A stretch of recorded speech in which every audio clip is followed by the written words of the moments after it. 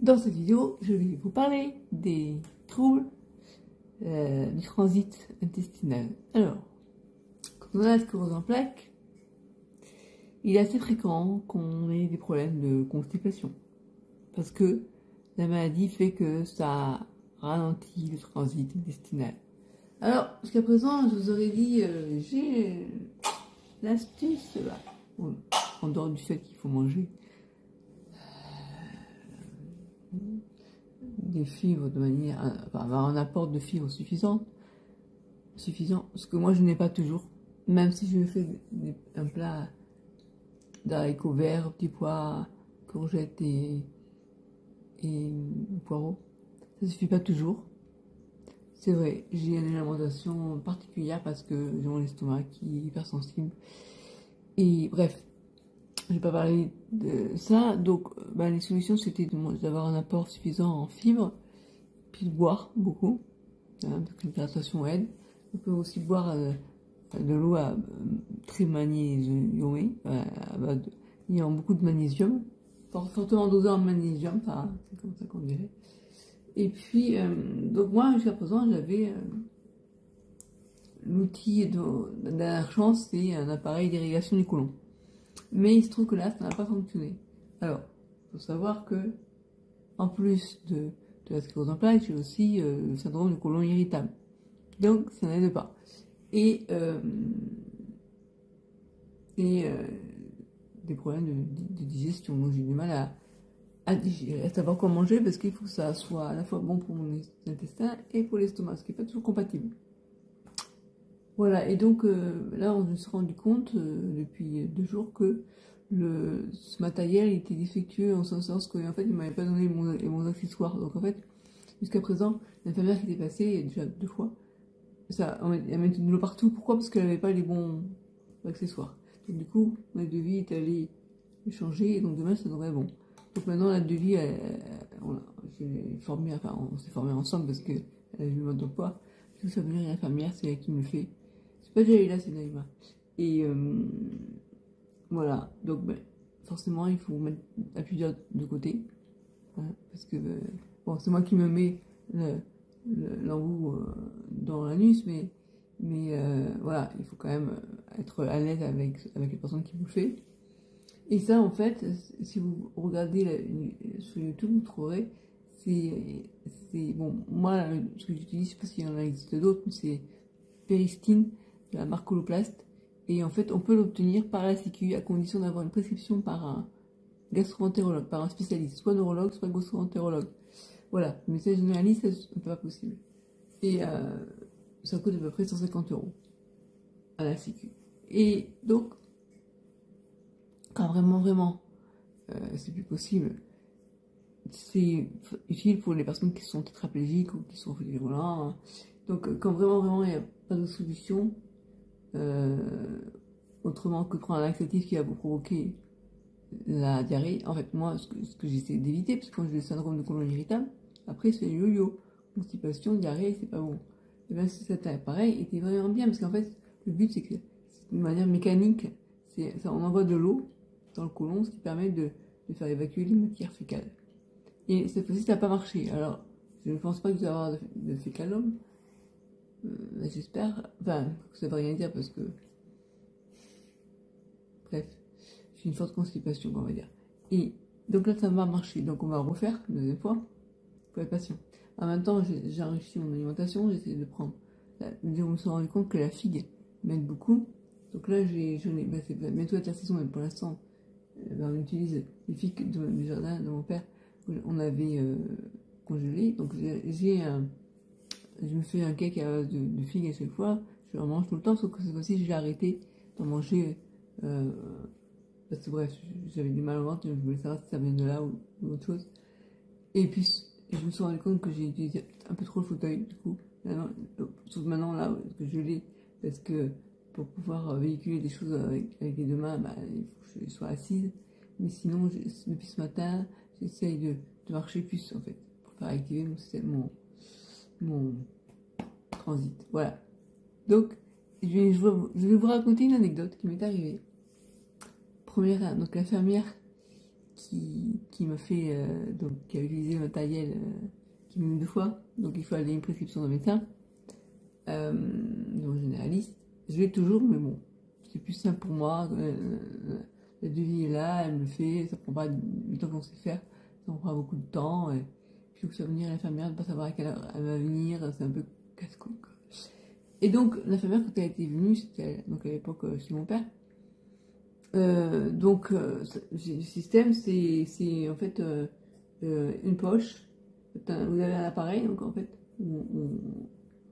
on choisit le système pour envoyer l'eau, retenir, gonfler, je vous ai expliqué. En fait, on a une poche, on met de l'eau, température du corps à peu près, à 37, et c'est l'eau qu'on va mettre dans le côlon. Après, on a un tuyau qu'on raccorde à l'appareil.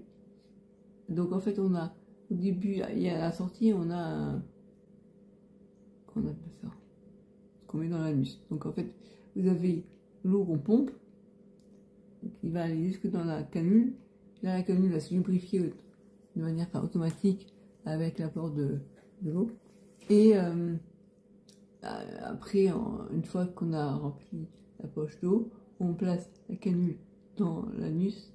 Et après, on pompe à nouveau, mais on a changé le système pour que ça fasse, que ça gonfle. En fait, si vous voulez, vous avez un canule que vous mettez dans l'anus et après, il y a une espèce de poche de plastique, enfin je sais pas comment on appelle ça. Ça se gonfle, ça se gonfle, ça se gonfle, pour pas que ça puisse redescendre. Donc ça permet que la canule reste dans l'anus le temps qu'on envoie l'eau, après on envoie l'eau. Bon alors ça dépend, normalement c'est une prescription médicale, mais pour moi je mets à peu près la moitié de la poche. Et on laisse comme ça, le mieux c'est laisser un petit peu, quelques secondes, c'est pas évident non plus, on le sent hein, quand même. Et ça, mais ça doit pas faire mal. Et puis au bout de quelques secondes, moi je suis jamais resté plus d'une minute, je suis resté 15 secondes, 20 secondes, 30 secondes maximum, et après on retire, et normalement c'est censé faire venir les selles avec l'eau, sauf que moi ça marche jamais comme ça. En général, enfin la fois d'avant ça avait été long aussi, dans ce sens que sur le moment ça n'a rien fait, j'ai évacué l'eau, et dans la journée ça a fait venir les selles. Cette fois-ci ça n'a rien fait du tout. Mais aussi on n'a pas envoyé beaucoup d'eau, parce que l'eau elle partait un peu partout, et j'en ai eu un peu, mais pas suffisamment je pense. Donc je ne suis pas allé assez haut, peut-être que je peux laisser la canule suffisamment longtemps, bref.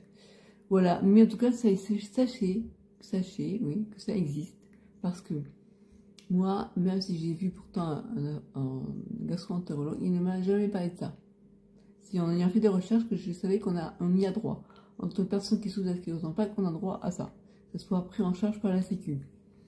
En fait, ça s'appelle péristine, coloplaste, vous pouvez chercher sur internet, vous trouverez. Et c'est un voisin qui fait des bruits. Et ben ça peut être utile. Franchement, plutôt que de prendre un laxatif à voie orale. Bon, alors, bien sûr que moi je vais essayer de changer un peu mes apports. Je pense que je pourrais sûrement avoir plus d'apports en fibres. Il faut remédier à ça et puis marcher un peu plus. Voilà, bon. Donc voilà mes conseils concernant le transit intestinal. Après on peut aussi se masser. Donc dans le sens aigu d'une montre, dans le sens du transit comme ça. En fait, on a les gros intestins, intestin grêle, enfin on a le cycle, ça fait que ça monte comme ça et après ça descend par là. Voilà. Et on peut à côté aussi. Bon, moi ça n'a pas marché, mais bon. Il faut s'activer. Pour activer le transit, il faut bouger plus que je l'ai fait. Et voilà. Et le stress peut provoquer ça aussi. Comme je vous dis, le stress, absolument, ça peut provoquer soit la constipation, soit au contraire, à cause de mon problème de syndrome du côlon irritable, de la diarrhée. Donc j'essaie d'éviter le yo-yo, donc du coup, laxatif, j'évite, j'en prends quand même, je ne peux pas faire autrement. Là j'en ai pris, au lieu de prendre la dose normale qui est de 2, j'en ai pris qu'un et ça ne m'a rien fait. Voilà, bon, donc demain je vais pas, de toute façon je vais pas le prendre parce que demain je vais à la kiné, donc je vais éviter d'être malade le jour où je vais à la kiné. Voilà, donc si vous avez des questions, n'hésitez pas, je ne suis pas médecin bien sûr, mais si je peux répondre à vos questions. Après on pourra parler aussi dans une autre vidéo de dyskinésie rectale, c'est la personne qui ne peut plus, qui n'a plus tout la force d'exonérer. Exonérer, ça veut dire faire caca, en fait. Donc le pousser pour faire caca. Et moi, j'ai plus la force. Donc, on est obligé de trouver d'autres solutions. Voilà. Alors, les médecins me proposent qu'on appelle des suppositoires intelligents. C'est un suppositoire qui... Bref, je n'utilise pas parce que pour moi, ça ne marche pas. Parce que pour moi, c'est pas bloqué au niveau du rectum, c'est bloqué beaucoup plus haut, c'est au niveau du côlon. C'est bloqué. Que les cercles restent bloqués. Donc, il faut vraiment que le transit reparte. Donc, il faut vraiment trouver la cause pour trouver la solution. Donc, n'hésitez pas à en parler à votre médecin généraliste, à aller voir un gastro-entérologue si vraiment vous avez des troubles sanitariens qui perdurent. Voilà. À bientôt. Si vous n'êtes pas abonné, abonnez-vous. Si vous voulez si vous avez aimé la vidéo, vous voulez me remercier, vous mettez un like. Et puis allez voir sur mon blog, je vais mettre un article, le blog à jour bientôt là, sur christelbrully.com. Bye bye. Je reprends l'appareil pour compléter. En fait, j'ai oublié quand je parlais de l'infirmière, j'ai dit que je préférais que ce soit l'aide de vie qui s'occupe de moi, c'est parce que aussi les infirmières sont toujours pressées, hein, je sais pas pour la critiquer, mais j'ai pas toujours eu de très bonne expérience. Bon, l'infirmier, j'ai eu un infirmier même 2 fois.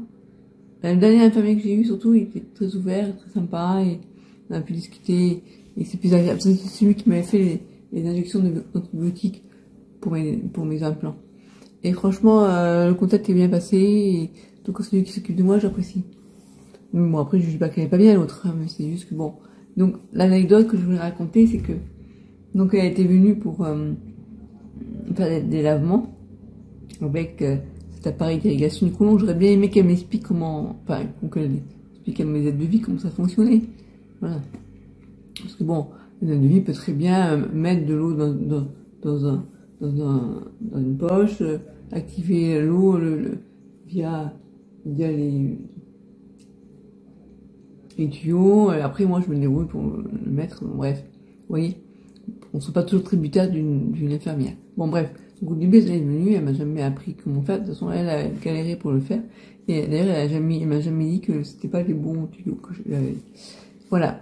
Donc, et alors ce jour-là, donc elle me mettait toujours partout, forcément pas à cause d'elle, mais à cause du matériel qui était pas bon. Et ce jour-là, je me souviens, donc quand je m'étais assise dans la toilette, et puis elle venait, en fait, elle voulait elle-même me mettre l'accessoire, bref, vous avez compris. Je vais jamais trouver les mots, comment ça s'appelle. Et puis en fait, elle n'arrivait pas. Enfin, elle n'arrivait pas, elle hésitait. Et à un moment donné, elle se trompe. Elle me fout ailleurs, dans un autre trou. Et heureusement qu'elle n'avait pas mis ailleurs avant, parce que c'est en verdun. Et elle, quand elle s'est rendue compte qu'elle s'est trompée, elle dit, ah ben je vois rien. J'ai envie de dire, si vous voyez rien, ne faites rien. Parce que ça peut être dangereux, tant qu'elle me faudra pas dans la bouche ou dans le nez ou dans les yeux. Je déconne, mais franchement, ça m'a fait trop bizarre, quoi. Je me suis dit, mais l'infirmière, elle te répond, oh, je vois rien. Ben, si tu vois rien, tu ne fais rien. Faut que tu vois, enfin, voilà, donc c'est une anecdote. Bon, ça m'a un peu rigolé. Mais sur ce moment, je n'ai pas trop apprécié, j'avoue. Mais, du coup, maintenant, je préfère moins que ce soit moi qui nous mette comme ça. Hein. Voilà l'anecdote. De toute façon, je pense qu'on a tous des anecdotes à raconter dans ce qui nous arrive, dans les soins qu'on a. Je me souviens aussi,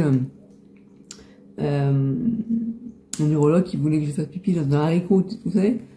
Parce que vous nous dites d'aller aux toilettes, il nous donne un haricot. Je fais comment, debout, assise, comment je fais? C'est ma mère, à ce moment-là, je me souviens. Le gars, il avait me dire d'aller aux toilettes, quoi. Il me donne un haricot. Je sors la pièce et je voulais faire pipi. Mais il est taré, ce mec, quoi. Vous savez que j'ai la sclérose en plaques, vous voulez faire pipi comment? Debout? Votre haricot. Ça aussi, c'est tordant. D'ailleurs, cet hétérologue, je suis jamais allée le revoir parce que, vous voyez, il y avait ces poubelles, elles débordaient. Et je me suis dit, c'est une hygiène, ça va un peu déplorer, alors. Alors, pour un hétérologue, c'est pas terrible, quoi. En plus, lui, il voulait me mettre une caméra par le canal de l'urètre dans la vessie pour voir s'il n'y avait pas un qui dans la vessie, parce qu'il avait palpé un truc bizarre. Donc, j'ai jamais rien eu, parce que j'ai jamais fait, et bon, bref. Mais voilà, donc méfiez-vous, certains médecins sont pas toujours très... Il y en a qui sont un peu fadas, je trouve. D'ailleurs, ils prescrivaient déjà, avant même de m'avoir revu, de l'antibiotique au cas où, bah tu m'étonnes au cas où, je comprends pourquoi. On va choper des infections avec toi. Voilà, donc c'était une anecdote pour rigoler. Donc là, j'ai tourné une autre vidéo marrante, en fait. comme j'essaie de faire une vidéo par jour pendant un mois, et je me suis dit que j'allais aussi, pas toujours que vous raconter des choses par rapport à la sclérose en plaques, mais aussi faire des blagues, en fait, des vidéos marrantes. Voilà. J'espère que ça vous plaira. Voilà, 4 minutes, ok. Allez, gros bisous, à bientôt.